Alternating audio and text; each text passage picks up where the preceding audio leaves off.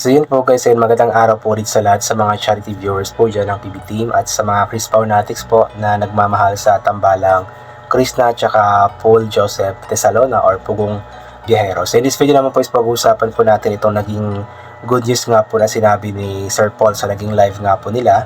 Ito nga po ay patungkol nga po sa pagsama ni Krishna sa Mindoro. So nagawa na nga daw po ng paraan nila Sir Paul na makasama si Krishna sa Mindoro kasi last time is yun nga po ang reason kung bakit hindi siya makakasama dahil nga po kailangan ni Aiza ng mga kasama na babae sa PB House, but then nahanapan na nga po nila ng paraan na magkakaroon ng kasama si Aiza na babae sa PB House. However, dahil nga po sa kasalukuyan nga pong kalagayan ng kanyang mama na may sakit nga po, so sinabi ni Sir Paul na gusto niya na kung sasama si Krishna is talagang yung sasama siya ng walang iniisip na problema, yung walang iniisip na stress, yung magiging masaya lamang po siya habang nasa Mindoro po sila. Kasi nga po, kung magiging malungkot po siya ay madadamay nga po ang team at magiging malungkot din po ang team dahil nga po malungkot po siya. So gusto ni Sir Paul na kung sasama si Krishna is yung totally masaya po siya at kalimutan na muna yung problema na dinadala or problema na iniisip, or kalimutan na munang isipin yung problema nga po niya sa kanyang pamilya, especially sa kanyang mama.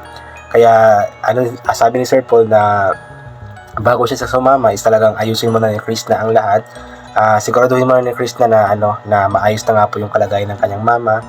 Siguraduhin muna ni Krishna na magiging masaya po talaga siya kapag andun po siya sa Mindoro. Kasi kung sakali man na halimbawa tatawagan siya ng kanyang mga kapatid or ng kanyang pamilya na ganito ganyan, ay hindi nga po basta-basta makakauwi si Krishna or hindi siya basta-basta maihahatid nga po nila Sir Paul ng Davao, dahil nga po alam naman po natin na yung lugar po nila Sir Paul sa may Mindoro is kailangan pa pong sumakay ng barko or roro ba yung tawag dyan, barge, para makapunta po dun sa lugar or sa isla nila Sir Paul. So medyo mahirap po yun, mga ilang oras din po yun, tapos sasakay pa ng or magabiyahe pa papunta sa airport, ganito ganyan. So medyo mahihirapan po sila kung sakali man na andun nga po si Krishna tapos bigla-bigla nga pong uuwi I mean.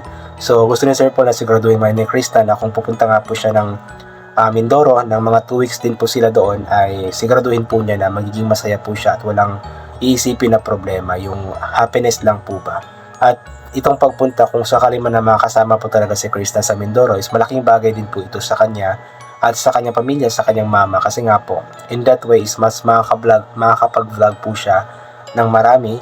At kapag may vlog, marami siyang vlog, marami siyang may upload, is may chance na mas malaki nga po yung kikitain po niya para sa sa kanyang pag-vlog, na maitutulong nga po niya or magagamit nga po niya sa pagpapagamot sa kanyang mama. So malaking bagay din po ito na malaking bagay din po na makasama si Krishna sana.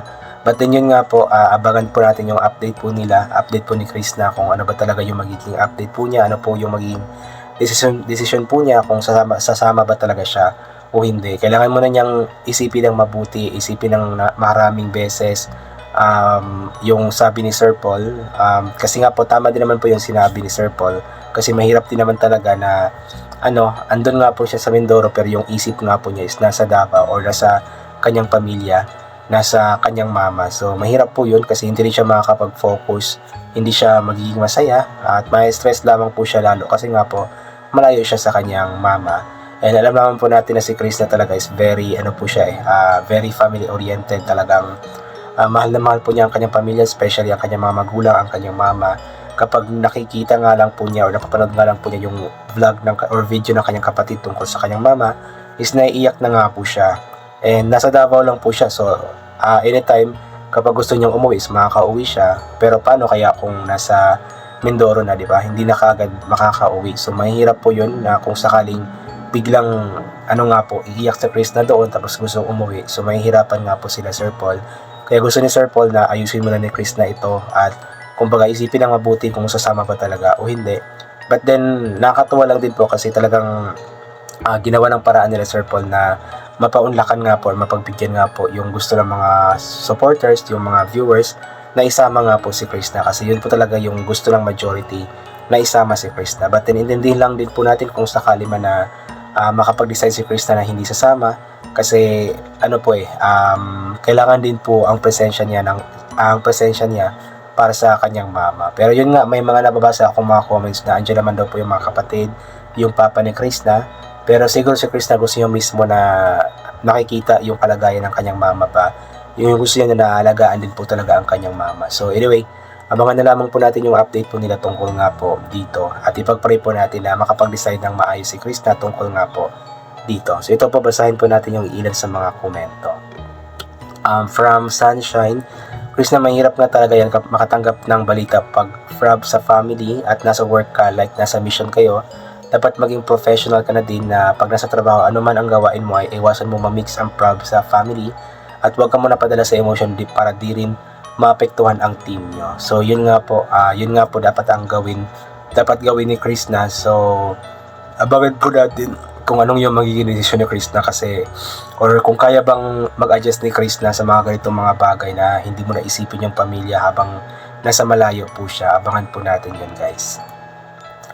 Marilo Masgon, Krishna, sumama ka sa Mindoro para maka-vlog ka doon kasi pag nasa inyo ka, di ka maka-upload. Mas need ngayon ang funds para sa treatment ng mother mo. Andyan naman yung mga kapatid mo mag-alaga kanya.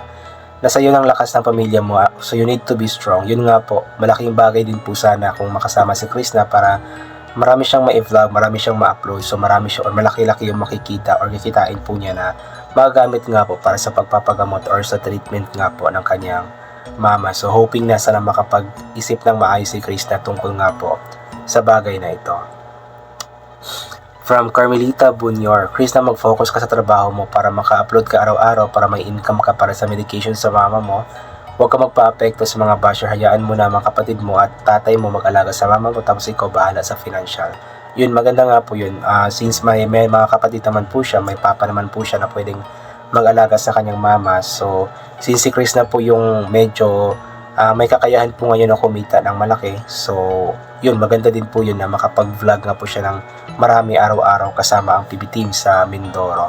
So, abangan po natin yung magiging decision po ni Krishna. Sana isipin po niyang mabuti yung mga dapat na or mas, kumbaga, mas makakapagbigay ng advantage nga po sa kanyang pamilya at sa kanyang mama. From Mil Balaba, sana po sumama si Krishna. Diyan naman po mga kapatid at papa niya mag-alaga po sa mama niya. Kang gumaling kasi sa dami po ng pinagdaanan, hirap at sakripisyo ni Krishna sa family niya. Sobrang deserve po niyang bakasyon na yan para pag mag-enjoy siya kasama ka, PP at buong team. Yun nga po, maganda rin po yun para hindi lang makapag-mission si Krishna sa Mindoro, kundi makapagbakasyon na din. At the same time, makilala din po ni Krishna yung pamilya ni Pugong Bihero doon sa Mindoro. Sa Mindoro kung saan nga po lumaki si Pugong Biyahero. So abangan po natin, guys, itong magiging desisyon ni Krishna. Kaabang-abang din po ito kung makakasama ba siya o hindi sa Mindoro. Si Bata, Krishna, tamang suggestions ng mga intelligent viewers dahil ikaw ang primary breadwinner.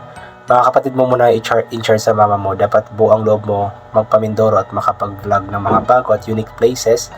Nandito lang kaming mag-ulit-ulit panood sa mga vlogs mo for more views and revenue. Sipag lang sa pag-upload. Yun nga po. Mas maganda nga po talaga na makapunta si Krishna para mas malaki yung kikitain po niya sa pag-vlog.